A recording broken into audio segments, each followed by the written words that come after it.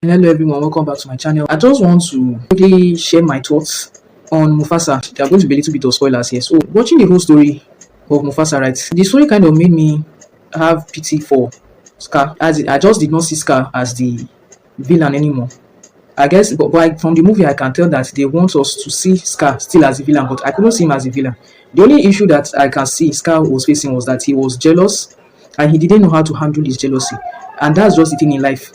It's not that that sometimes you just see some people, it just looks like they are not jealous, they have their life together and everything is going for them, but that's not it. Underneath the surface, that's not the way it is. But these people have learned how to manage their emotions in the right way. Once somebody doesn't manage their emotions in the right way, it's going to always cause a problem. And that's what happened for Scar, because I get it, like Scar was a coward, and we can say that it's not 100% his fault that he's a coward, right?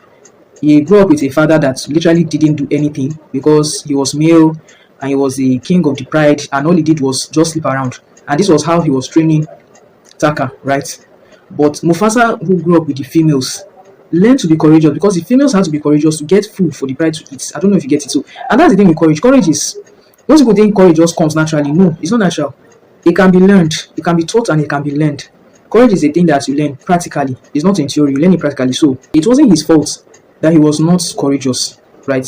And then again, Taka had come out to tell Mufasa straight up, I like Sarabi, I want to be with her, she's the woman of my dreams and whatnot. And you know, the way everything happened the way it was, as Sarabi just lost interest in Taka and picked interest in Mufasa because of that courage as well.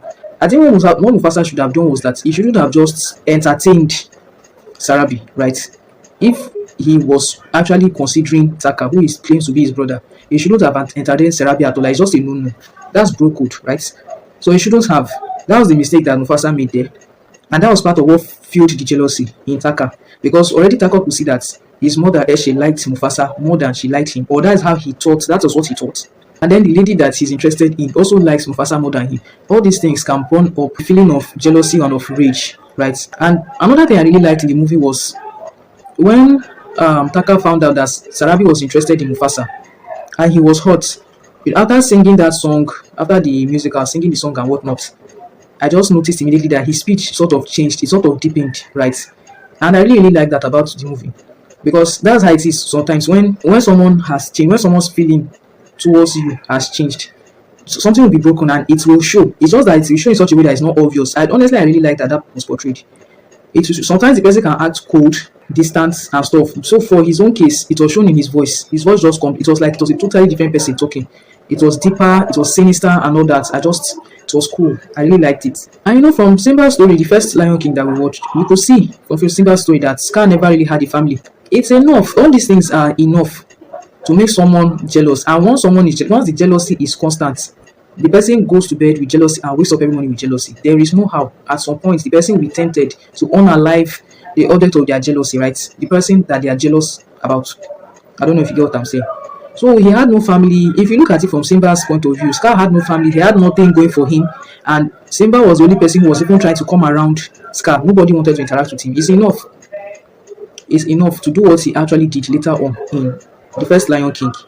So what I'll just say is that these are things that happen in human interaction. So that's why I'm bringing it out. What I just advise, if you are feeling jealous about, if you are feeling jealous about someone, the person is pissing you off to the extent, you just know the person you hate the person's guts, you can't stand the person. The best thing I'd advise that you do is just leave that environment. That is what Scar should have done in this case. When Zazu had suggested to Mufasa that Mufasa banish Scar from Melele, and Mufasa was like, no, wherever he is, I'll be, he's my brother. Scar should have just said, no, don't worry, I will go. Had Scar left Milele, right, he would have found somewhere else that is also good. And being with new animals and in a new kingdom will make him actually forget about his feelings towards Mufasa and about his feelings towards Sarabi. So sometimes when you are being faced with jealousy, that's one of the ways you can cope with it. Just leave that environment you are seeing that. By the time you don't even see that person for like 6-8 months, life will bring other things to you that you just forget the person's issue and save yourself from the hurt and whatever evil thing is going to happen later. So when I was watching this Mufasa, right, I was so surprised that Rafiki was there during the life of Mufasa, was there or is there during the life of Simba, and now he's there during the life of Kiara. And I'm like, does Rafiki has 9 lives? I beg, when the guy will find now, this agent of there's something that is doing, I don't get it. But anyway, that's really character anyway that we can say really knew everything from the beginning. So I guess that's why he's still there. The same way Kiara asks if she eats, I'm not sure of the gender, if it can see Mufasa. And Rafiki said, once you look into the sky, you'll be able to see Mufasa. And Kiara went there and looked into the sky. Let me just make a confession here. I didn't see Mufasa, I didn't see any lion in the sky. I don't know if it's just me. I didn't see anything in the sky. The sky just looked like the sky. So I don't know, is it just me that didn't see it, or is a general, maybe everybody didn't see and there's an issue with the CGI. I don't know, I didn't see it. Then another thing I liked about this story, the final thing I'm going to say is that there's a whole story of Lion King from the first one that we know up to this one. I like the way it just shows that every generation has a problem unique to them, right? You see that Mufasa was separated from his family and considered a stray, right? That was what he had to deal with until he finally found himself a king later on. Simba, in his own case, had his own issues as well. Simba lost his father as a young cub, and he had to face his uncle banished him to take over everything that his father had.